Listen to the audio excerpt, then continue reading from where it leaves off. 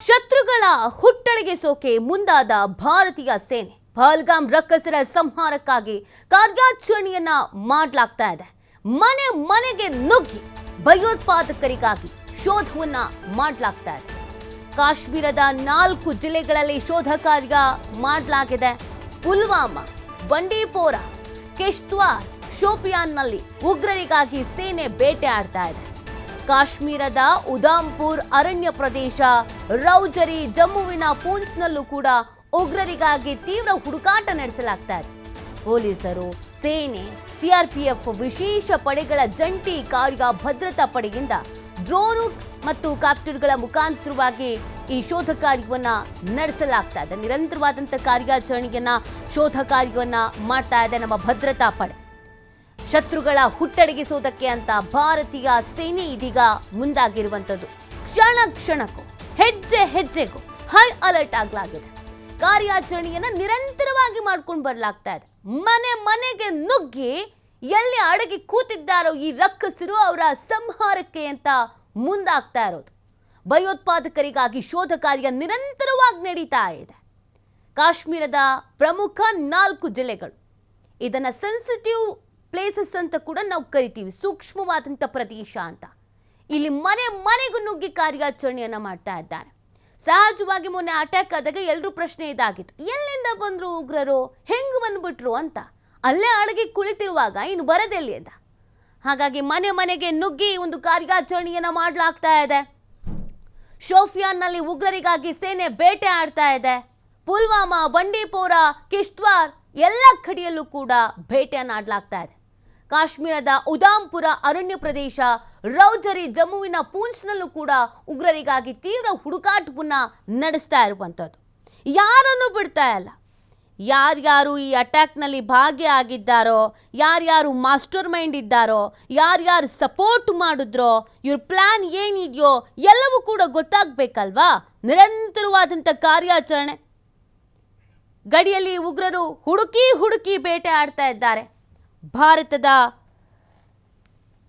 ಭದ್ರತೆಗಾಗಿ ಇದೀಗ ನಮ್ಮ ಸೇನೆ ಮುಂದಾಗಿರುವಂಥದ್ದು. ಹೆಚ್ಚಿನ ರೀತಿಯಾದಂಥ ಕಟ್ಟೆಚ್ಚರವನ್ನ ವಹಿಸಲಾಗಿದೆ. ಸೂಕ್ಷ್ಮ ಪ್ರದೇಶಗಳಲ್ಲಿ ಹೈ ಅಲರ್ಟ್ ಅನ್ನು ಮಾಡಲಾಗಿದೆ. ಹೆಜ್ಜೆ ಹೆಜ್ಜೆಗೂ ಕೂಡ ನಮ್ಮ ಭದ್ರತಾ ಪಡೆ ನಾಜೂಕಾದ ಎಚ್ಚರಿಕೆಯ ಹೆಜ್ಜೆಯನ್ನ ಇಡ್ತಾ ಇದೆ. ಇದಕ್ಕೊಂದು ತಕ್ಕ ಉತ್ತರ ಕೊಡಲೇಬೇಕು ಅಲ್ಲ. ಮೊನ್ನೆ ಆದಂಥ ಅಟ್ಯಾಕಿಗೆ 26 ಮಂದಿ ಸಾವನ್ನಪ್ಪಿದ್ರಲ್ಲ, ಅಮಾಯಕರು, ಪಾಪ ಏನು ಗೊತ್ತಿಲ್ಲದಿದ್ದವರು. ಅವರನ್ನು ಅದ್ಯಾಕೆ ಗುರಿ ಆಗಿಸ್ಕೊಂಡ್ರೋ, ಅದರಲ್ಲಿ ಅದೇನು ಆನಂದ ಸಿಕ್ತೋ, ಅದಕ್ಕೆಲ್ಲದಕ್ಕೂ ನಾವು ಉತ್ತರ ಕೊಡಬೇಕಲ್ವ. ತಯಾರಾಗಿದ್ದೀವಿ ನಾವು ಅಂತ ಹೇಳಬೇಕಲ್ವ. ಆ ಕಾರಣಕ್ಕಾಗಿ ಈಗ ಅಟ್ಯಾಕನ್ನು ಮಾಡ್ತಾ ಇರೋದು. ಕಾರ್ಯಾಚರಣೆಯನ್ನು ಮಾಡಲಾಗ್ತಿದೆ. ಮೂಲೆ ಮೂಲೆ ಹುಡುಕ್ತಿದ್ದಾರೆ. ಎಲ್ಲೂ ಬಿಡ್ತಾ ಇಲ್ಲ. ಎಲ್ಲೂ ಇರಬಾರ್ದು. ದೇಶ ಬಿಟ್ಟು ಹೋಗ್ತಿರ್ಬೇಕು. ಇಲ್ಲೇ ಅಡಗಿ ಕೂತು ನಮ್ಮವ್ರ ಪ್ರಾಣ ತೆಗಿತಾ ಇದ್ದಾರಲ್ಲ, ಆ ಕಾರಣಕ್ಕಾಗಿ ಈ ಕಾರ್ಯಾಚರಣೆ.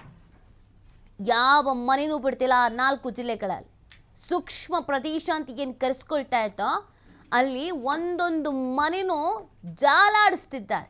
ಮೂಲೆ ಮೂಲೆನೂ ಹುಡುಕ್ತಾ ಇದ್ದಾರೆ. ಇದು ಉಗ್ರರಿಗಾಗಿ ಸೇನೆ ಮಾಡ್ತಾ ಇರುವಂತಹ ಕಾರ್ಯಾಚರಣೆ ಆಗಿದೆ.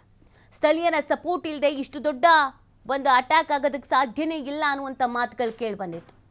ಯಾರ್ಯಾರು ಸ್ಥಳೀಯರು ಇದರಲ್ಲಿ ಶಾಮೀಲಾಗಿದ್ದಾರೋ ಅವರು ಗಂಟು ಮೂಟೆ ಕಟ್ಟಬೇಕು. ಯಾರ್ಯಾರು ಸ್ಥಳೀಯರು ಇಲ್ಲಿ ಇದ್ಕೊಂಡು ನಾಟಕಗಳನ್ನು ಮಾಡ್ತಾ ಇದ್ದಾರೋ, ಉಗ್ರರಿಗೆ ಪೋಷಣೆಯನ್ನು ಕೊಡ್ತಾ ಇದ್ದಾರೋ, ಅವರುಗಳ ಮನೆಗಳು ಕೂಡ ನೆಲಸಮ ಆಗಿ ಹೋಗಬೇಕು. ಆ ಕಾರಣಕ್ಕಾಗಿಯೇ ಈ ಕಾರ್ಯಾಚರಣೆಯನ್ನು ಮಾಡ್ತಾ ಇರೋದು. ಈ ಕಾರ್ಯಾಚರಣೆಗೆ ಮಿಲಿಟರಿ ಪಡೆಯ ಜೊತೆಗೆ ಡ್ರೋನು, ಕಾಪ್ಟರ್ಸ್ಗಳನ್ನು ಕೂಡ ಬಳಕೆ ಮಾಡಿಕೊಳ್ಳಲಾಗ್ತಾ ಇದೆ.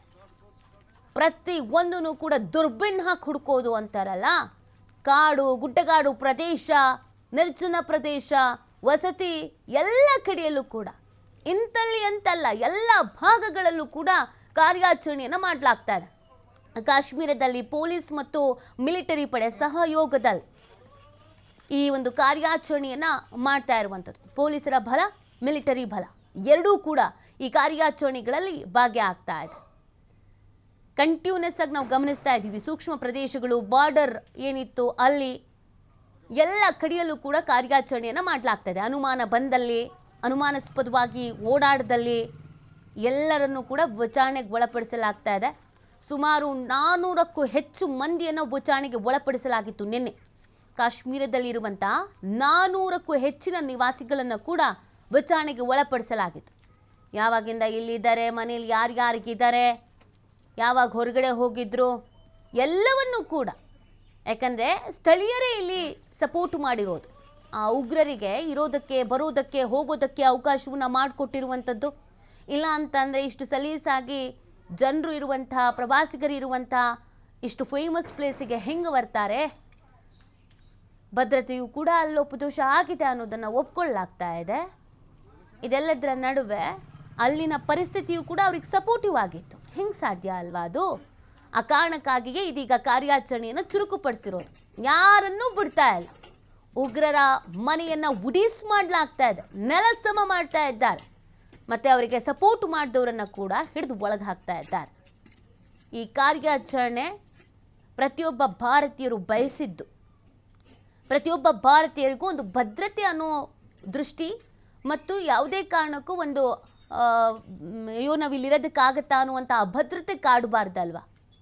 ಆ ಕಾರಣಕ್ಕಾಗಿ ಈ ಕಾರ್ಯಾಚರಣೆ ನಡೆಸ್ತಾ ಇರೋದು.